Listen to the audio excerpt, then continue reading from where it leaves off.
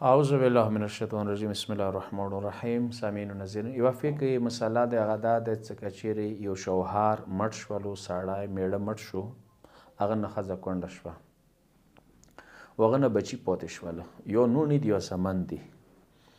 ایمو د پښتنو کلچر ثقافت ښیي یا رواج ښیي دا وندیاره د خونې نه وباسي، بچي نونې ونستنوي و جایداد هم نه ورکوي. دا غیر شرعي کار دی. څه که چیرې شوهر مړ شولو، بچي یتیمان شولو، ایدي باندې حق مور لري نه ترونه. لیوره ته حق اصل نه دی چې هغه بندیارې نه د زمن د نونې واخلي. دی مغه دي څو پورې چې هغه بالغ نه دی شوي. که لور دی چې بالغه نه دی شوي، زوی دی چې بالغ نه. بلوغ نه بعد هغه مستقل دي، هغوی بیا مرضي دی چې تره سه اوسي که خپلې مور سه اوسي. بالغ نه دی شي، بلوغ نه مخکې ایدي حضانات مو ته یوي، تربیات یې ښایي، ایدي څه زندګي دی ټوټل هغه مور سره دی نه تره سره. ایمو معاشره کې تره څه کوي؟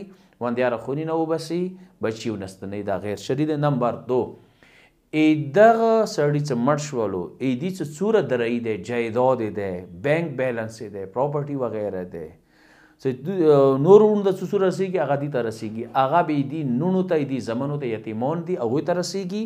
8 حصه یې مور دی، ما بقي څه څوره کېږي هغه یې بچی دی. افسوس د دغې معاشرې کې چې هغه جایداد هم یتیمانو نه واخیستلی شي. دویا یو عظیمه ګناه دی چې قرآن مجید و اهل بیت و روایاتو کې د یتیم مال خوړلی جهنم ور نه خېټې ډکول دي. لذا دغې مسلې باندې سوچ وکړئ، غور وکړئ چې که چیرې یو سړی مړ شو، هغه ښځه کونډه شو، هغه نه بچي پاتې شو، دغو بچیو باندې مستحق څه حق لري، هغه مور لري څو پورې چې بالغ نه وي. بلوغ نه بعد هغه بیا مستقل دي، تره سه اوسي، مما سه اوسي، مور سه اوسي، ای به هغوی مرضی دغه کې چوکې مجبروی بیا نشي. خو بلوغ نه مخکې به مور سره وي.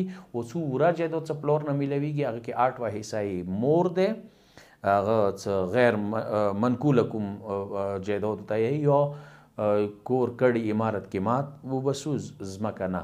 و نوره چې کومه دی هغه که دي یوه لور دی، ټول جایداد به لور ته میلویږي. که دوې نونې دي 2 نونو ته، که بیا زمن دي بیا 2 حصې زوی، 1 حصه لور. واخر دعوانا الحمدلله رب العالمین.